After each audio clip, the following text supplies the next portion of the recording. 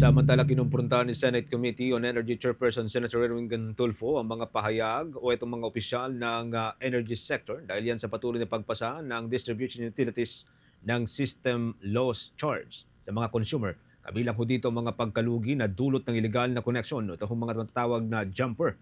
Sa pagdinig ng Senado, tinanong ni Senator Tulfo kung bakit pinagbabayad ng publiko sa mga pagkaluging hindi naman sa kanila o hindi naman silang may kasalanan. Anya, hindi makatarungang akuin ng mga consumer ang gastos na dulot ng mga nagnanakaw ng kuryente.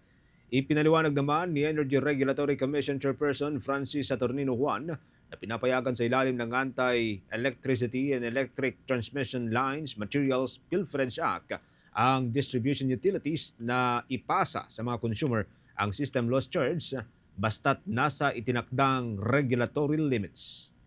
Bakit hinayaan po natin? Bakit hinayaan ninyo na singilin ng taong bayan ng systems loss? Doon na lang sa non-technical.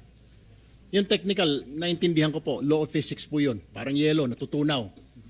Pero yung non-technical, yung pilferage, yung jumper, yung illegal connection, bakit hinayaan nyo ang mga distribution companies na singilin kaming taong bayan na hindi naman namin kasalanan? Na tayo ay pinaparusahan, yung isang consumer, dahil ninakawan si Meralco o si whoever it is, distribution utilities, babawiin sa amin?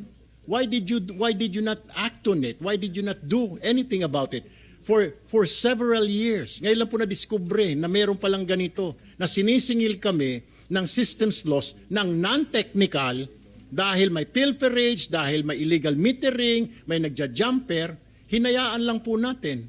What did we do something about it? Kung hindi pa nabanggit ngayon, kung hindi pa nabanggit sa SONA, kung hindi pa nagkaroon ng hearing itong Committee on Energy last week, hindi natin matatalisod ito. Bakit po nahinayaan natin? Parang we renege on our duties, di po ba? Dapat ho, trabaho nyo po ito na, teka muna, bakit nyo sisingilin distribution utility sa mga tao sa kapalpakan ninyo? Nag-illegal metering, nag-jumper, sisingilin nyo itong consumer na ito, paparusahan nyo itong consumer. Why is that? Why did we just let it go for several years? Can you explain that, Attorney Juan? Sa kabilang banda, sinabi naman ni Regulatory Commission Chairperson Juan na pinag-aaralan na ng naturang komisyon ang mga paraan upang lalo pang mabawasan ang system loss charge habang hinihintay ang pagpasa ng panukalang batas na tuluyang mag-aalis magtatanggal sa naturang singil.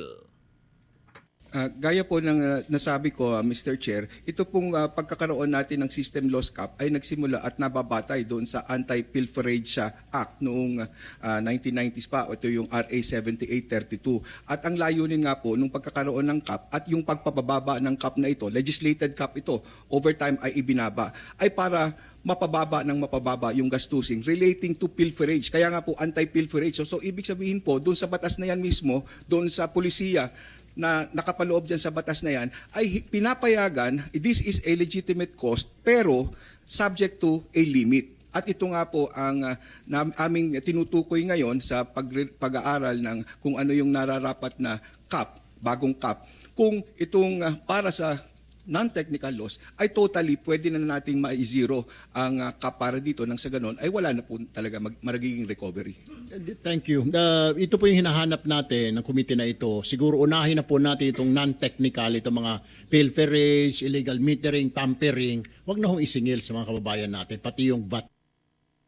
Bagay pa rin po yan mga kaumbo ng naging sagutan ni Senator Tulfo at itong si Energy Regulatory Commission Chairperson Francis Saturnino Juan.